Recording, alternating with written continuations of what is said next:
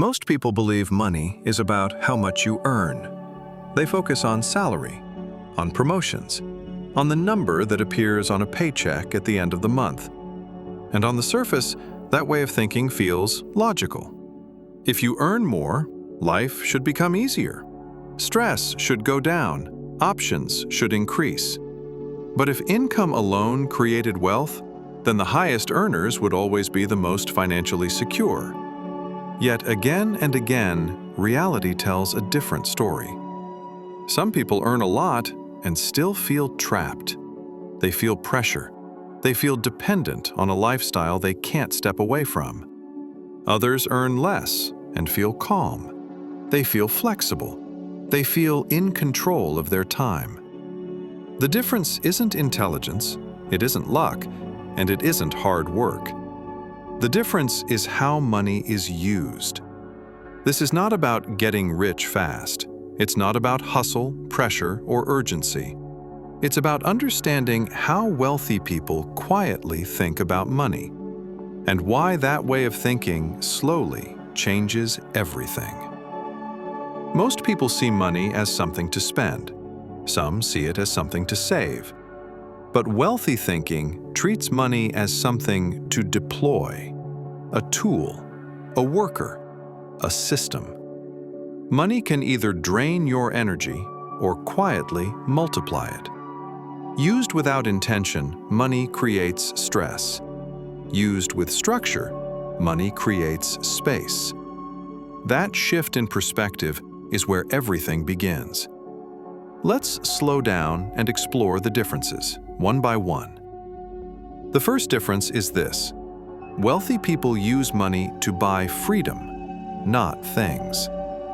For most people, money is exchanged for comfort, a nicer car, a bigger home, more convenience in daily life. None of this is wrong. Comfort feels good. Convenience saves time. But wealthy thinking asks a different question first. Will this give me more freedom or less?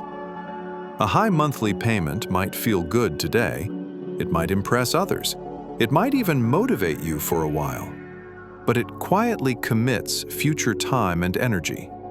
A subscription here, a loan there, a lifestyle upgrade that becomes permanent. Each one seems small on its own. Together, they shape your future. Imagine two people receiving the same raise. The first person upgrades immediately. A better car, a nicer apartment, more fixed expenses. Life looks better on the outside. The second person keeps their lifestyle mostly the same. They use the extra money to reduce pressure. They build savings. They invest. Nothing about their life looks dramatically different at first.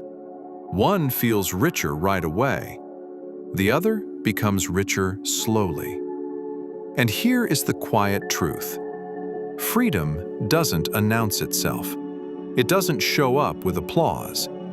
It shows up quietly, the day you realize your time belongs to you. The second difference is this: wealthy people use money to create cash flow, not just income. Income feels safe because it's familiar. You work, you get paid, you repeat. There's comfort in predictability. But income depends on presence. If you stop showing up, the income stops. Cash flow is different. Cash flow depends on structure. Wealthy people aim to build sources of money that don't require constant effort. Not because they don't want to work, but because they understand limits. Time is limited. Energy is limited. Health is limited. Relying on a single source of income concentrates risk. Consider two people again. One relies entirely on a job. The job pays well, but everything depends on it. The other also has a job, but slowly builds additional streams. Dividends, rental income, a small online business, royalties. If both stop working tomorrow, their situations look very different. One faces immediate pressure. The other has breathing room. The goal isn't to stop working. The goal is to stop depending on only one source. Cash flow isn't about escaping effort. It's about creating resilience. The third difference is this. Wealthy people use money to acquire assets, not liabilities. This idea is often misunderstood, so let's keep it simple. An asset puts money in your pocket over time. A liability takes money out of your pocket over time. What matters isn't the label. It's the direction of cash flow. A car that requires fuel, insurance, maintenance, and loses value pulls money away, even if it feels luxurious. A modest investment that grows slowly or produces income pushes money toward you, even if it feels boring. Wealthy people don't avoid pleasure. They just sequence it differently. They allow assets to fund their lifestyle instead of forcing their lifestyle to drain their future. Here's a modern example. Someone buys the house they can barely afford. Every raise goes toward higher payments. Every unexpected expense creates stress. Another person buys below their maximum. They leave room. They use the difference to invest or build safety. Years later, the second person has options. The first has obligations. What you buy today decides how hard tomorrow will be. The fourth difference is this. Wealthy people use money to learn, not to impress. Many people spend money to signal success. Clothes, gadgets, status symbols. There's a desire to be seen as successful before becoming secure. Wealthy thinking is quieter. It spends to build capability. Education isn't just degrees, it's understanding how money works, how markets behave, how risk operates, how systems compound. One person spends on appearances. Another spends on books, skills, mentorship, and experience. The first looks successful sooner. The second becomes successful later. And that delay makes all the difference.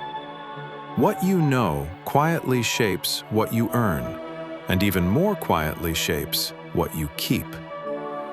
The fifth difference is time. Wealthy people think long-term. Short-term thinking asks, what do I want now? Long-term thinking asks, what will this decision look like in 10 years? Most financial mistakes don't come from ignorance, they come from impatience. Wealth is rarely the result of one big move. It's built through consistency, small, repeated decisions, often boring, often unnoticed. Someone who saves and invests steadily often outpaces someone chasing fast wins. Not because they're smarter, but because they're patient. Time smooths mistakes. Time magnifies discipline.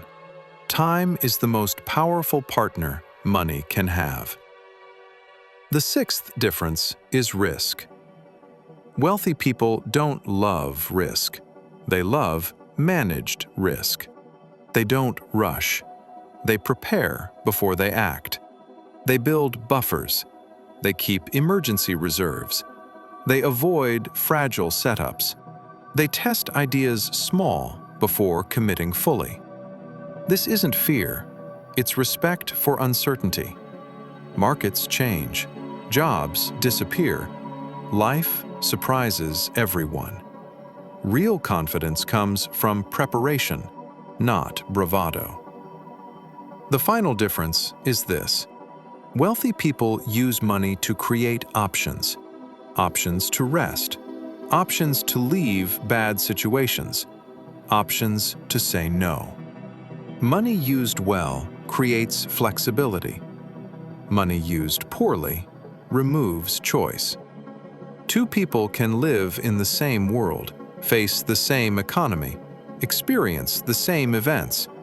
One feels stuck, the other feels free. Not because of income, but because of options.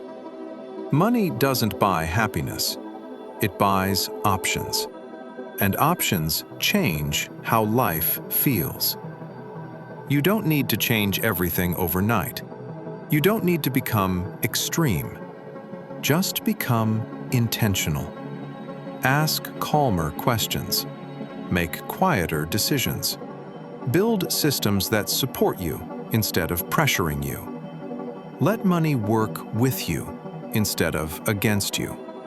Clarity comes slowly, but once it arrives, it stays. Take a breath and remember this: wealth doesn't begin with more money. It begins with a different way of seeing it.